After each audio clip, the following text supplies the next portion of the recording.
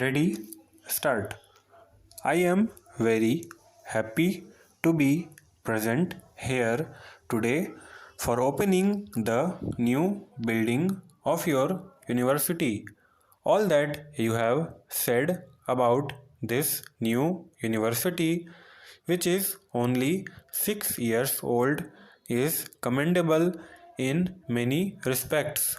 Although you have not had adequate equipment and the necessary wherewithal in the beginning, these serious shortcomings did not bother you. In right earnest, you started the work. One might feel sorry, but I am sure no one will feel surprised to know that in its seventh year, this university does not possess departments in subjects like Sanskrit and English on the side of arts and physics, chemistry, anthropology, and geology on the side of science.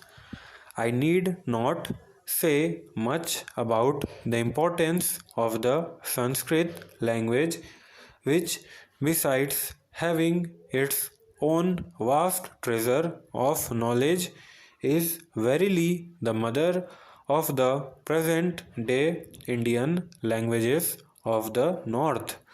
The study of English language and literature is also essential for a university student, for it is a language which many in our country have been cultivating for the last 200 years and which is recognized as a medium of international expression by virtue of its being the language of a number of countries.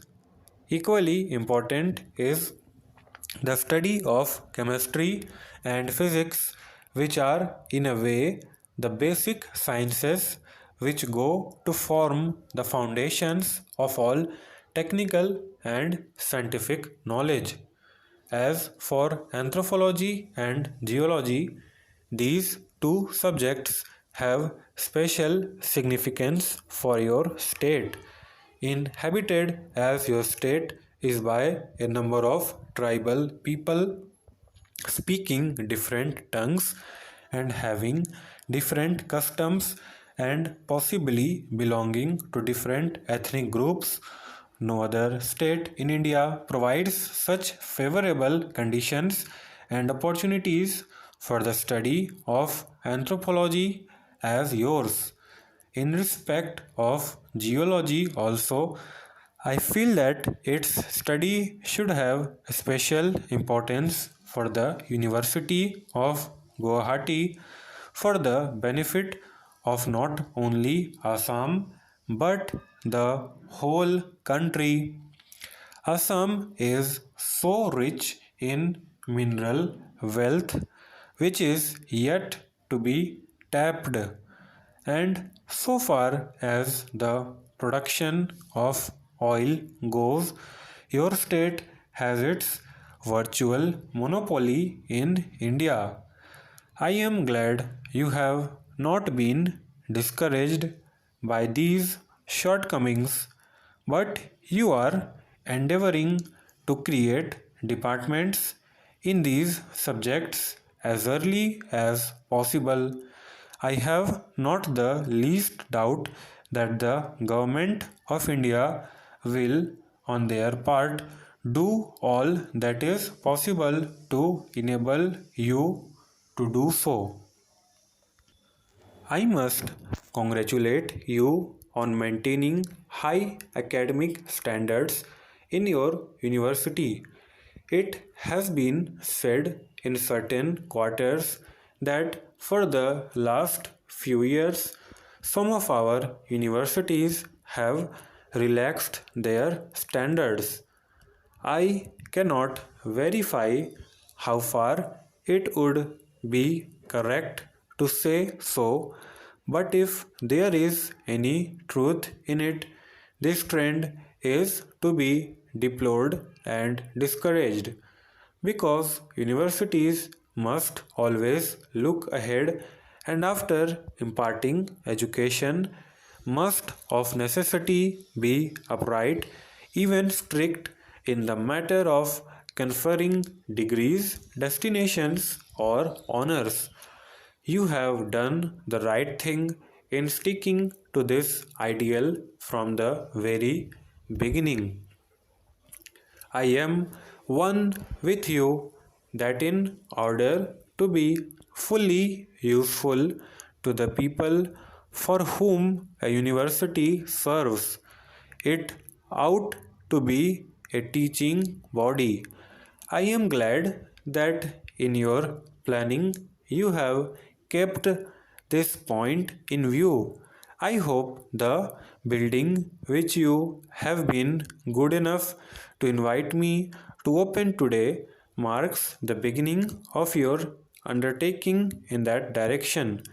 Apart from imparting education, which is, after all, the real aim of a university, it will also help you to coordinate and centralize your academic activities.